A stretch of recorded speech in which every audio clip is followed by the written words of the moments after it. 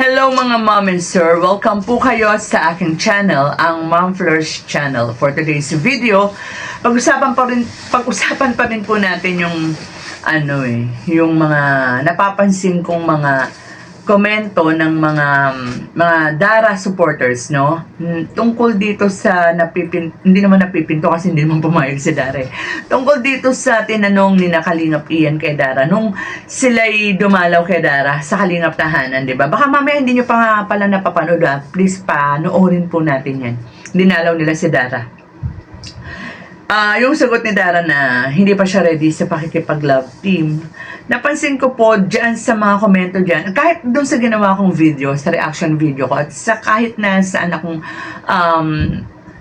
makabasa na ang topic ay ganyan, tungkol nga sa di umano ay sana, ang pagbabalik sana ng tambalang Rara. Talagang suportado, majority ng mga fans o supporters ni Dara ay gustong-gusto na magkaroon siya ng love team, lalo pa nga kung ito nga ay si Ras. Kasi nga di umano, sabi ni Kalingap Ian, ay malaya na raw si Ras, no? Sabi wala ng girlfriend. Though hindi naman nagsabi ng diretsa si Dara tungkol kay Ras, makikita naman natin sa facial expression niya, sa body language niya na parang hindi okay kay Dara, no? At saka direkta namang sinagot ni Dara ang tanong ni Kalingap Ian kung handa na ba siya makipag-love team uli. Sumagot siya, sabi niya hindi. At 'di ba, hiningan siya na kung ilang porsyento, 40%, no? Mababa ang 40% kasi wala pa to sa kalahati. So ang nakikita kong dahilan diyan is hindi yung sa pag-aaral kasi alam ko kayang-kaya ni Dara na diskartehan yan no, madiskarting bata yan. Ako ang talagang tingin ko dyan, kaya ayaw ni Dara makipag-love team is hindi siya komportable. Kumbaga sinubukan niya nun, di ba, Keras? At mukhang hindi naging maganda ang naging resulta kay Dara kasi di ba yan ang naging dahilan kung bakit siya nabash. Diba? And hindi lang siya, kundi pati yung family niya, pati nga si Bea ay nadamay. So parang pwede sigurong masasabi natin nadala si Dara, parang ganyan. So siguro mas gusto niya tutukan yung kanyang sarili, kasama na dyan yung pag-aaral niya, yung kanyang health, and hindi natin alam, no, si Dara ang hindi na nakakilala sa kanyang sarili.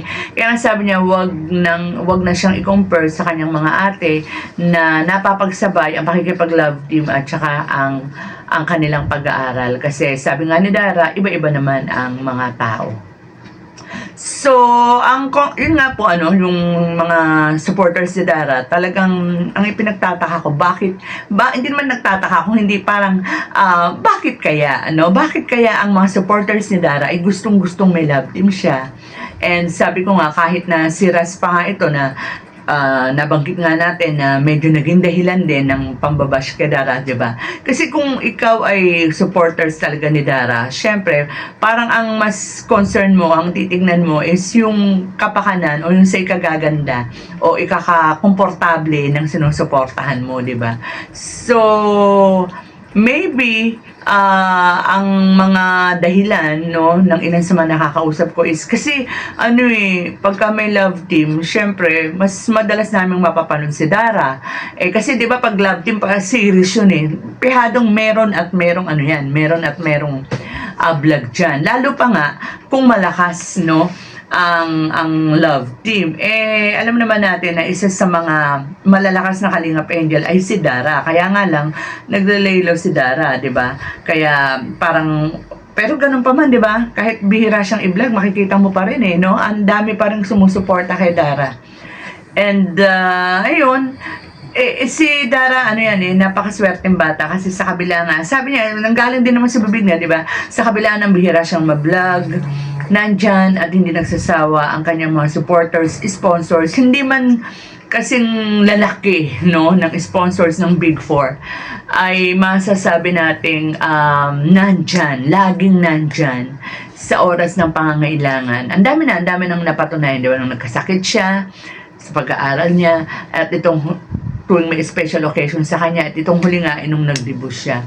So, si Dara naman kasi ito yung bata na to, madali lang naman yung makontento kahit namang maliliit na bagay lang. So, hindi na siya naghahangad pa ng parang mas malaki pa, no, doon, no. Siguro siya nakatutok siya sa pag-aaral niya, pangarap niya makatapos, at maaaring pag nakatapos ang batang ito, pehado, no, sa pagiging masipag, matyaga ng batang to, and matalino kasi ano naman siya, no, with honors lagi ang batang yan. Malayo ang mararating niya.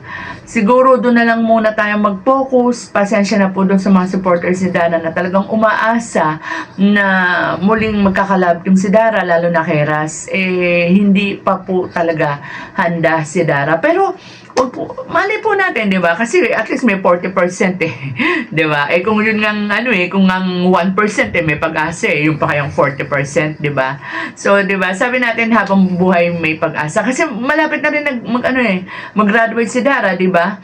Baka mamaya ang kanyang piliing kurso medyo mabigat at hindi na makayanan ng kanyang mga sponsor. Baka maisipan niya rin magkaroon ng love team. Kasi alam naman natin, pagka may love team, mas malaki ang mga dumarating na sponsors, you know? So, ano naman talaga, di ba? Yun din naman talaga ang purpose ni Kalinga Prab. Hindi naman kaya kanila team para makapagligawan. Kumbaga parang ito ay way ni Kalinga Prab para ma-promote and mas maraming manood, syempre, at kung sinuswerte, maraming mga sponsors na yumakap, magmahal, kasi more views, more revenue na makakatulong para sa pangangailangan ng mga beneficiary, no? So, ayun lang po mga kalingap, mga kadarabel. Sana muli sa mga supporters si Dara, kahit na yan ang desisyon ni Dara, wag naman po natin bitawan si Dara at patuloy pa rin natin siyang suportahan. Malay natin, di ba? Mag-iba ang ihip ng hangin sa mga susunod na araw. With that, mga kalingap, hanggang dito na lang po muna ang ating kwentuhan. Mag-ingat po tayong lahat. And God bless. Gawin ang adikaing pinapangarap.